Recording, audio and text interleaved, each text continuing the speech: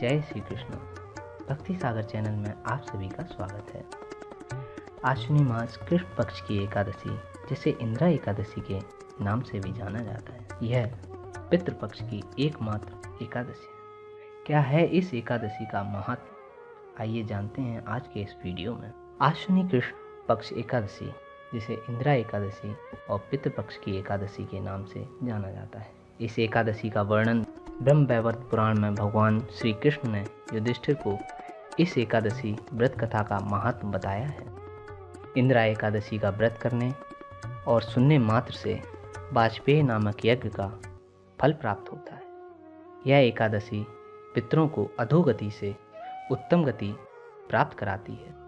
इस एकादशी की कहानी कुछ इस प्रकार है। एक बार नारद जी यमलोक के विचरण पर थे। वहाँ उन्होंने सतयुग के परम प्रताप राजा इंद्रसेन को देखा, जो माहिष्मतीपुरी के राजा हुआ करते थे। वह राजा प्रजापालन और राजधर्म सभी में निपुण थे। वह माहिष्मतीपुरी के राजा राज, पुत्र, पौत्र, अन्न, धन से संपन्न और भगवान विष्णु की भक्ति में सदैव तत्पर रहते थे। वह आत्म विद्या का चिंतन करने वाले राजा थे। मुक्ति को देने वाला भगवान श्री हरि का नाम का स्मरण करने वाले उन राजा को अधोगति प्राप्त हुई। यह देखकर नारद जी के हृदय में दया आ गई। उन्होंने उनके अधोगति का कारण पूछा। राजा इंद्रसेन ने उनको अपनी अधोगति का कारण बताया। राजा ने बताया कि एक एकादशी के व्रत बिगड़ जाने के कारण उनको यह अधोगति प्राप्त हुई है। यह सुनकर नारद जी वहाँ से माहिष्मतीपुरी नगरी की ओर चल दिए।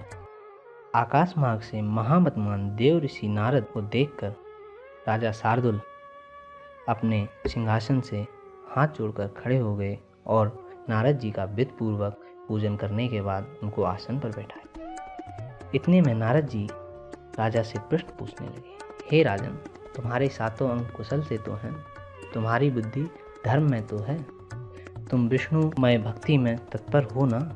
देव ऋषि के इस बात को सुनकर राजा कहने लगे, हे मुनिश्रेष्ठ, आपकी कृपा से सर्वत्र ही कुशल है।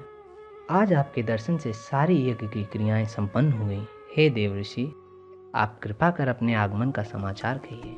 तब देव ऋषि नारद कहने लगे, हे राजा शार्दूल, आश्चर्य देने वाले मेरे वचनों को सुनो। हे नृपोत्तम, मैं ब्रह्मलोक से यमलोक को गया। वहाँ भक्ति के साथ यमराज से के बाद उत्तम आसन पर बैठे धर्मशील सत्यवान यमराज की उपासना करता। उस समय यमराज की सभा में पुण्य करने वाले तुम्हारे पिता इंद्रसेन को मैंने वहाँ देखा।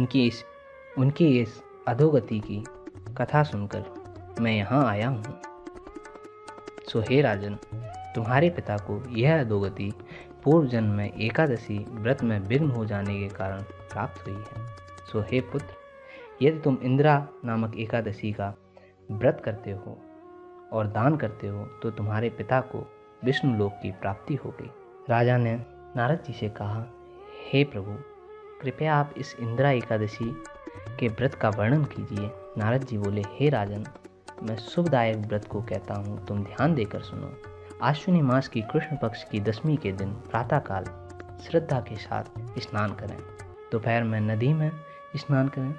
फिर श्रद्धा के साथ पितरों को श्राद्ध करें और एक बार भोजन करें और एकादशी को प्रातःकाल ततौन कर मुख धोवें। फिर व्रत के नियम को ग्रहण करें। प्रतिज्ञा करें कि आज संपूर्ण भोगों का त्याग करके बिना भोजन किए व्रत करूँगा तथा कल ही भोजन करूँगा। हे पुंडरीकाक्ष, मैं आपकी शरण में हूँ। इस प्रकार नियम से दोपहर को शालिग्राम शिला के आगे विधि से श्राद्ध करके दक्षिणा के सहित उत्तम ब्राह्मणों को भोजन करावें और पितरों के श्राद्ध करने से जो बचा अन्न हो उसे सूंघकर गौ को दान दें। धूप दीप तथा गंध आदि से भगवान श्री कृष्ण की पूजा करें।